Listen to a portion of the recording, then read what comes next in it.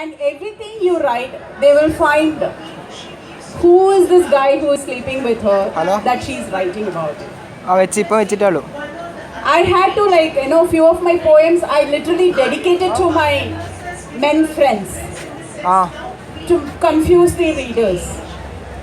Because they were only using the text to investigate our private lives. And most of the women writers who are writing poetry, they've been always criticized.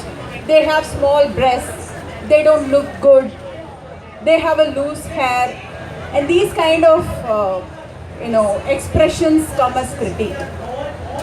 So this is all coming from the whole reduction of women writing as a voice, and whatever they write is their personal experience.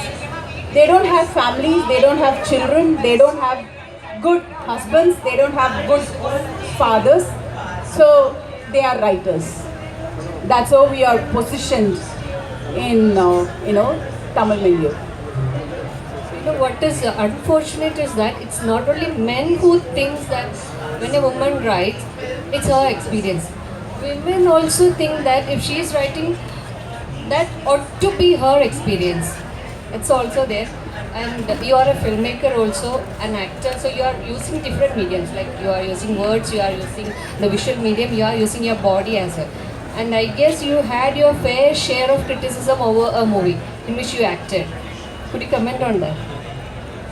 Censorship is something which we are facing. Ambai faced censorship, and we are living in a Modi and Trump era. So we are in a great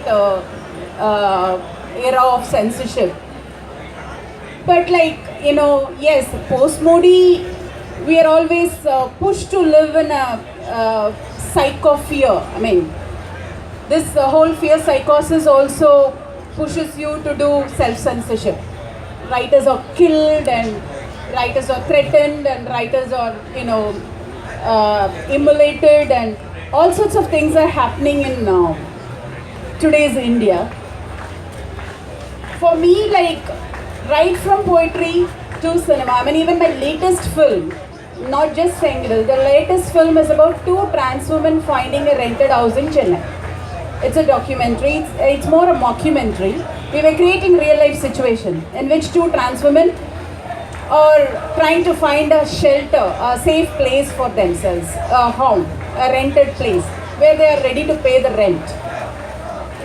You know how Chennai advertisements come, like Brahmins only, family only, IT professionals only. I don't know if it is different here in Kerala, but in Chennai it's very casual for anybody to advertise openly Brahmins only. So these two trans women, they are actors also, you know them very well, Living Smile Vadya and Gladdy. They went around finding a house for themselves. And this censor board officer who watched the film said, "Hello, your film has characters who are neither men nor women. அவங்க அதுவும் இல்லை இதுவும் இல்லை, இதை எப்படி குழந்தைங்களுக்கு காமிக்க முடியும்? How can you show this film to children? So I cannot give you censorship. A censor certificate. It's not just it's not a censor board. It's a certification board. But we are still used to call it as a censor board. In late 80s, it is renamed as certification board, and they are not supposed to do censorship, but they still do it. So the regional officer who is sitting in Chennai says this is about trans people, and it is not about sexuality, it is not about gender transition, nothing is being discussed there. It is only trying to show two trans women as separate individuals hunting for a home. And it was refused certification, and I had to really fight for a UA certificate finally.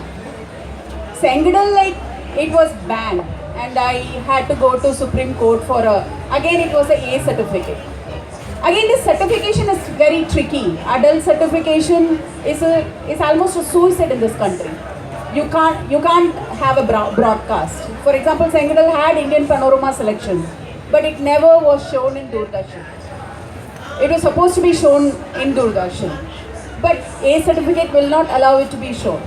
Private channels, there is no censorship, but private channels will not buy an independent film or a political film. it is a duty of state channel to show it because it is already chosen in Indian Panorama. But they refuse to do it because it's an A certificate film. And again, you won't get a market release. So it's almost, I mean, you can only show it in film festivals and you can, and apart from state censorship, you also end up facing all kinds of non-constitutional censorship from Tamil fanatic groups, from like nowadays, like you're hurting those people's sentiments, you're hurting these people's sentiments. It's all about hurting sentiments. It's big. I mean, the fight for censorship is becoming too much that you keep fighting it and you don't write anything, you don't produce anything. Writing and producing or making films or like creating anything of any sort in this country is becoming a big challenge. And for poets, it's mostly mob censorship because in Tamil Nadu, nobody gives a fuck about any writers because we are invisible. Nobody cares. We are just fringe, like some 100 to 300 people writing and fighting with each other.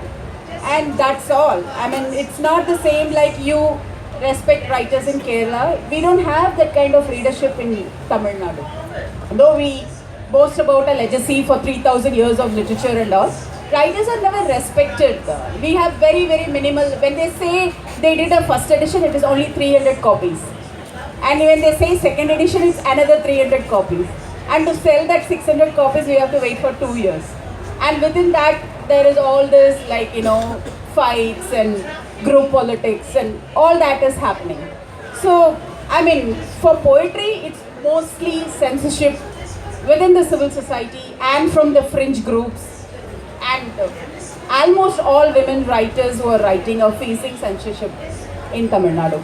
Cinema, it's huge because you have to fight with state censorship, you have to fight with market, you also have to fight with fringe groups when it finally gets released. For one of my films, I had to fight even feminist group for it to be